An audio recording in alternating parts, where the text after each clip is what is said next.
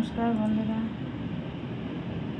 আমি আজকে শুক্তো রান্না করে দেখাবো যে আমি কিরকম করে শুক্তো রান্না করি, আর আপনারাও দেখাবেন যে আপনারা কিরকম করে শুক্তো রান্না করেন। তো শুক্তো করার জন্য আমি প্রথমে এখানে বেগুন, বড়ি আর উচ্ছেটাকে ভেজে নিয়েছি। এরপরে এখানে আছে কিছু সবজি, যেরকম পটল, গাজর, পেঁপে কেটে নিয়েছি, আর এদিকে আছে কাঁচা কলা, আর এটা আছে সজনে ডাঁটা। তো এইবার আমরা কড়াইতে তেল বসিয়ে দিয়েছি, যেই তেলটায় ভেজেছিলাম ওই তেলটার মধ্যে আমি এখন গোটা রাঁধুনি ফোড়ন দেব। রাঁধুনিটাকে ফোড়নে দিয়ে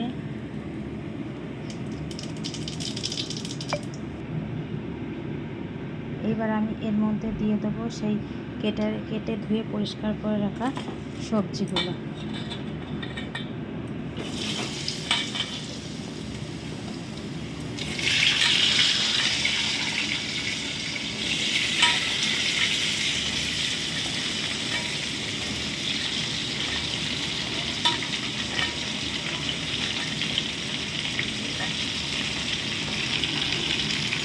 এর মধ্যে আমি একটু আলুও দিয়েছি, আলু না দিলে ভালো লাগবে না শুক্তোটা। সবজিটাকে একটু ভালো করে নাড়াচাড়া করে নেব। নাড়াচাড়া করে নিয়ে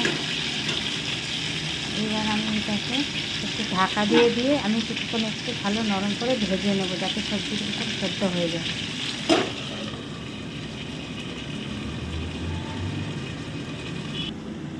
এরপরে আমি কিছুটা আদা নিয়েছি, মিক্সির জারে দিয়ে নিয়েছি। এটাকে আমি পুরো পেস্ট করে নেব। পেস্ট এতটা আমার আদা যেহেতু লাগবে না এতটা, তবুও আমি একটু বেটে রেখে দিলাম। আমরা যে আদাটা পেস্ট করতে নিয়েছিলাম, দেখো আমরা আদাটাকে পেস্ট করে নিয়েছি। এটাকে একটু সাইডে রেখে দেবো। তারপরে এই দেখো সবজির কড়াইটার মধ্যে সবজিটা হালকা, প্রথম সবজিটা একটু হালকা ভাজা হয়ে গেছে। এবার ওর মধ্যে কাঁচা কলাটা আমি দিয়ে দেবো। এবার আমি কাঁচা কলাটার মধ্যে দিয়ে দিলাম, তা নাহলে কাঁচা কলাটা খুব বেশি ভাজা হওয়ার ফলে খুব বেশি গলে গিয়ে ভেঙে যায়। তো আমি কী করি, আমি আগে একটুখানি অন্য সবজিগুলো একটু ভেজে নিয়ে তারপরে আমি কাঁচা কলাটা একটু দিই।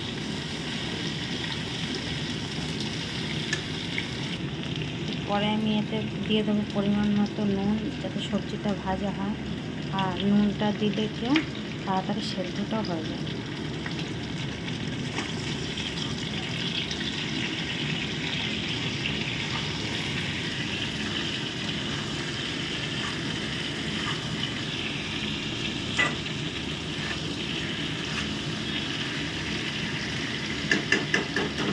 নাড়াচাড়া করে নিয়েছি, আবার এটাকে একটু ঢেকে ভালো করে ভেজে নেবো, যাতে সবজিটা সেদ্ধ হয়ে আসে। তো বন্ধুরা দেখো, আমি এটা চাপা দিয়ে একটু হালকা লাল করে আমি ভেজে নিয়েছি সবজিটা। এরপরে এর মধ্যে আমি দিয়ে দেব আদা বাটা আর রাঁধুনির গুঁড়ো। রাঁধুনিটা বেটে নিলে ভালোই হয়, কিন্তু আমি বেটে নিইনি। আমি একটু হালকা শুকনো খোলায় নেড়ে হালকা করে ভেজে আর এটা শুকনোই গুঁড়ো করে রেখে দিয়েছি। আর এটা স্টোর করে রাখলে অনেক দিন থেকেও যায়, সহজে নষ্ট হয় না। আমি এখানে দেব 4 চামচের 2 চামচ মতো আদা দিয়ে দিলাম আমি এখানে।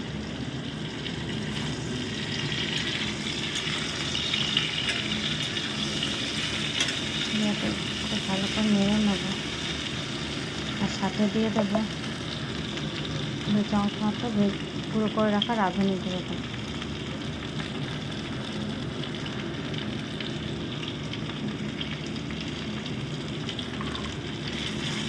ভালো করে মিক্স করে নেবো এটা।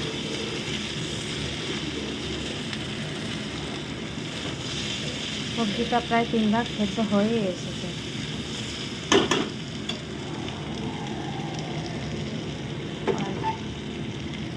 আসলে এক হাতে মোবাইল ধরে ভিডিও করাটা একটু অসম্ভব ব্যাপার, তবু আমি কষ্ট করে করছি ভিডিওটা। এটা আমার রান্নার প্রথম ভিডিও।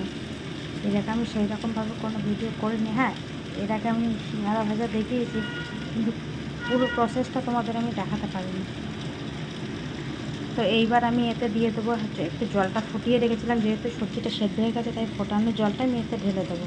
যতটা পরিমাণ আমাকে ঝোল রাখতে হবে সেই আন্দাজে আমি এতে ঢেলে দেবো।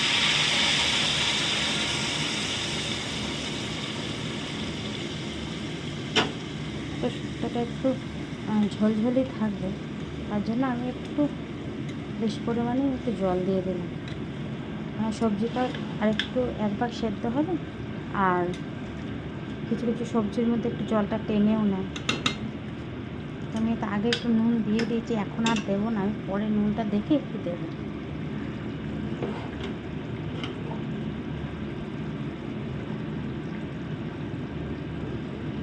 আর এই অবস্থায় আমি এর মধ্যে দিয়ে দেবো উচ্ছেটা। আর যেহেতু বেগুনটা পুরো ভালো মতো ভাজা, তো বেগুনটা আমি এখন দেবো না, এর মাঝখানে একবার ঢাকা খুলে তো তখন আমি বেগুনটা দিয়ে দেবো। এখন আমি উচ্ছেটা দিয়ে দিলাম।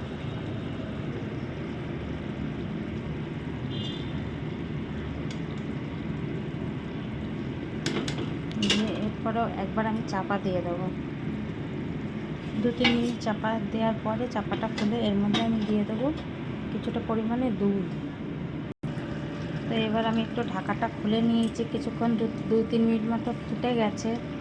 তো এইবার আমি বলেছিলাম যে দুধটা দেবো, তা এতে আমি প্রায় 1-1.5 কাপ মতো দুধ ঢেলে দেবো।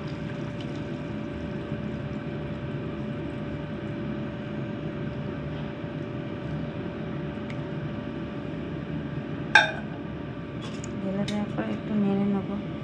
শুক্তোতে অবশ্যই দুধটা দেবেন, দুধ না দিলে শুক্তোটা কোনো টেস্ট হয় না। দুধ, ঘি আর মিষ্টিটা অবশ্যই দেবেন। দুধটা দিলে শুক্তোটা মনে হয় যেন অনুষ্ঠান বাড়ির মতো। আর হ্যাঁ, আর লাস্টে নামাবার আগে এতে একটু সর্ষে, পোস্ত আর কাজু বাদাম বেটে দিলে তো আর খুব ভালোই হয়। তো আমরা অতটা রিচ করে আমি বানাই না, এতে শুধু দুধটা ঘিটা দিই, বানাই কোনো কোনো সময় বানাই। আজকে আমি পোস্ত, সর্ষে, কাজু বাটাটা আমি দেবো না, এতে শুধু দুধ আর ঘি দিয়েই বানাবো পোস্ত শুক্তোটা। তো এবারে আরেকটু চাপা দিয়ে দেবো, ফুটলেই আবার খুলে দেবো, নাহলে এটা আবার পড়ে যাবে। দুধটা উঠলে আবার একটু পড়ে পড়ে মতো যায়।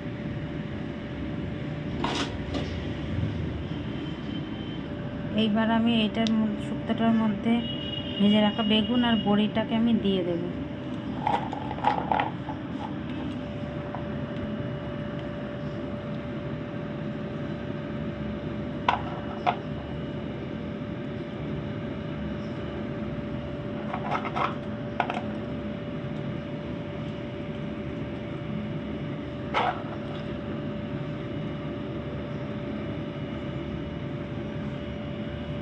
খুন্তিটা দিয়ে বড়িগুলো একটু ভেতর দিকে করে আমি দিয়ে দেবো, যাতে বড়িগুলোর মধ্যে ঝোলটা ঢুকতে পারে।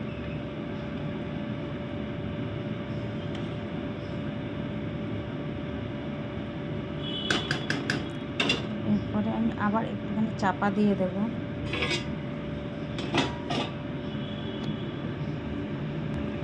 এবার প্রায় হয়ে এসছে শুক্তোটা। এবার আমি এটার মধ্যে একটু দিয়ে দেবো কিছুটা, বেশ কিছু পরিমাণে একটু মিষ্টি। শুক্তো একটু মিষ্টি মিষ্টি না হলে ভালো লাগে না। আর আমরা তো শুক্তোতে লঙ্কা ফোড়ন দিই না, আপনারা কি দেন নাকি আমাকে জানাবেন।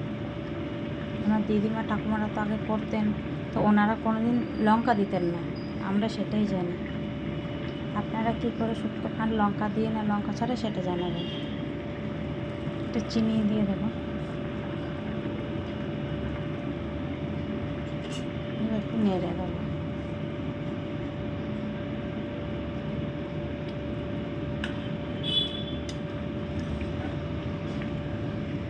আর আমরা শুক্তোর মধ্যে হলুদও ব্যবহার করি না, তবে কেউ কেউ হলুদ দিয়ে থাকে, কিন্তু আমি দিই না বা আমরা দিই না।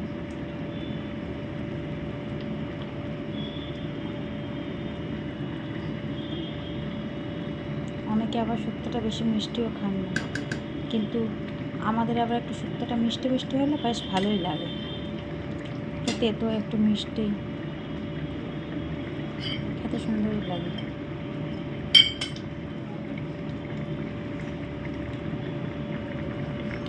আর একটুখানি চিনি আমি দিয়ে দিলাম।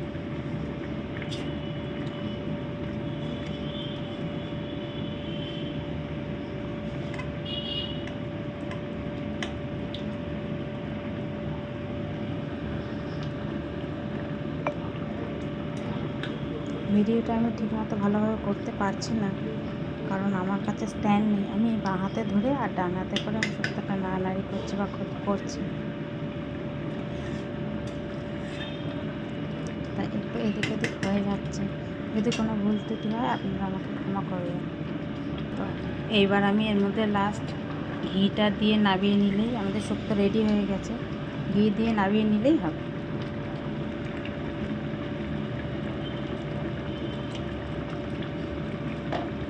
আমি একটু বেশি করে ঘিটা দিয়ে দিলাম।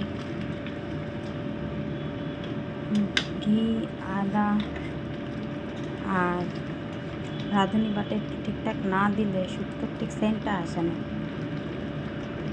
তো আমাদের শুক্তো এখন রেডি হয়ে গেছে। এবার আমি আপনাকে একটা পাত্রের মধ্যে ঢেলে তারপরে দেখাবো। সো আমাদের রেডি হয়ে গেছে আমাদের শুক্তো, টেস্টি টেস্টি শুক্তো। আপনারা কে কে শুক্তো খেতে ভালোবাসেন জানাবেন।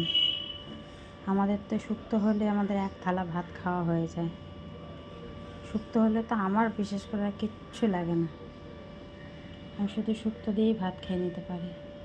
কেমন হয়েছে জানাবেন, আর ভালো লাগলে রেসিপিটা শেয়ার করবেন, কমেন্ট করে জানাবেন, আর একটা লাইক অবশ্যই করে দেবেন।